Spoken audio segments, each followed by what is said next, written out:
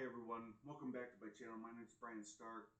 Join me today as I dive into the challenge of exploring how social norms impact the lives of people with disabilities.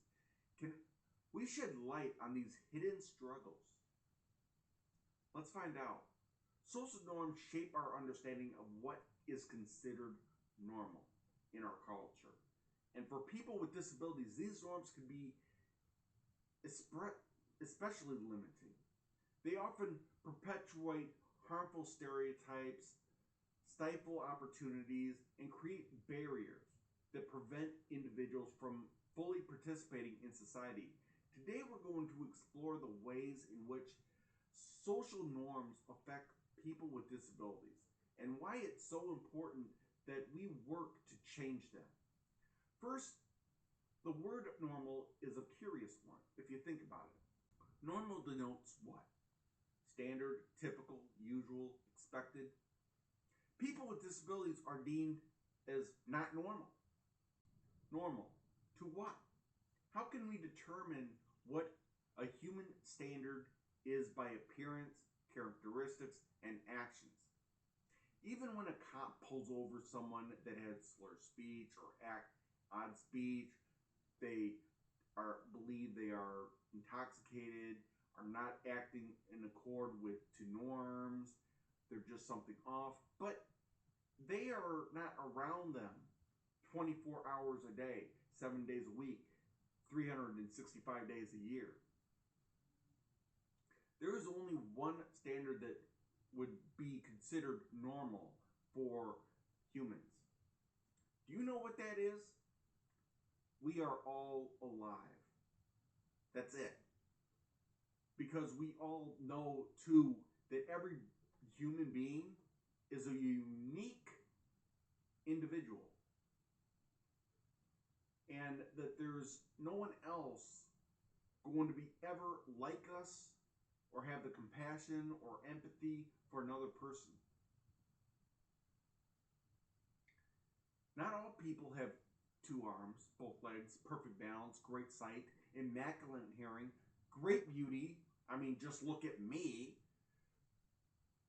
Not all are black, Asian, rich, poor, technically based, perfect health, white.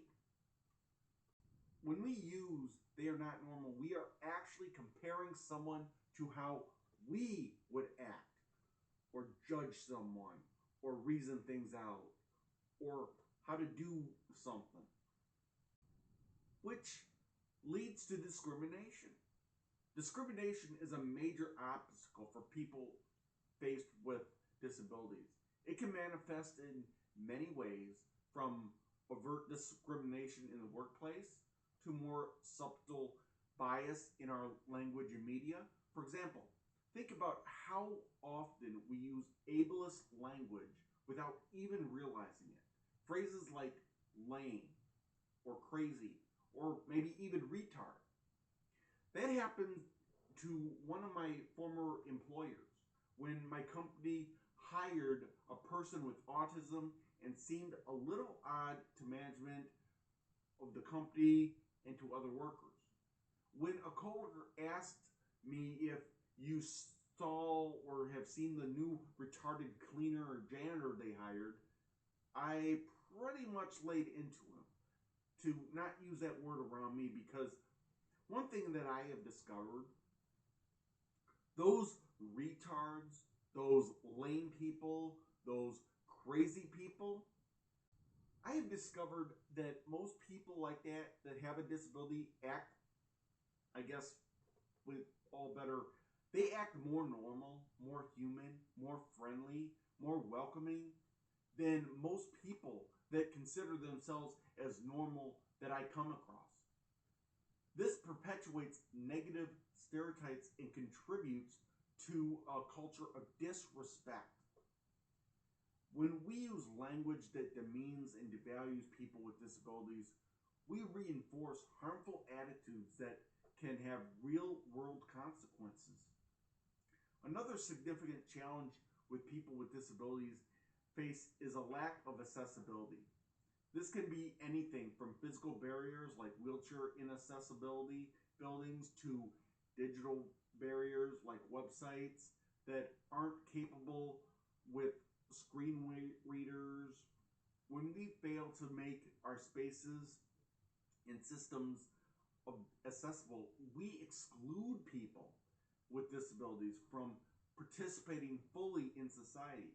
It's not just about ramps and elevators, it's about creating a culture that values diversity and inclusion.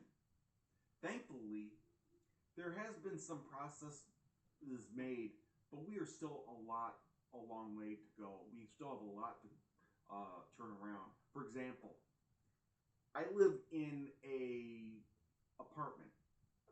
Not all apartments have elevator access to be able to get a tenant in there that has an elevator. Some do, but many do not. So you could have a situation to where you might have to live further out from work or a job or something because a closer apartment that would be more value to you, that you could save on gas and save on some of the stuff that you need to have to survive, doesn't have accessibility to a wheelchair. Social misconceptions about disability are also a major hurdle. Many people still view disability as a tragedy or a burden rather than a natural part of the human experience. Let me just pause right there about the human experience. A lot of times when we judge someone, particularly when there is a crime, or someone commits a crime or commits a felony or gets arrested or something, we often judge them by our human experience. You know what? What a monster to have killed someone in cold blood. I mean, how could you do something like drug deal or do prostitution or do some of this stuff? How can we say that and how can we judge that? Because we don't know what their human experiences were based on. We don't know how they grew up, if they grew up in a poverty home to where the mother was handling prostitution and then just passed that ability onto her daughter, or having a son drug deal because his father was a drug deal and he was in prison. So not everybody has the same human experience. And this goes the same way when we talk about people with disability. Because what's so hard with people that experience disability, with those people that experience disability, this can lead to pity or inspirational porn rather than respect and solidarity. What is inspirational porn? Well, you probably could watch the Paralympics or hear some article about some person that lost both of its legs that made some great accomplishment.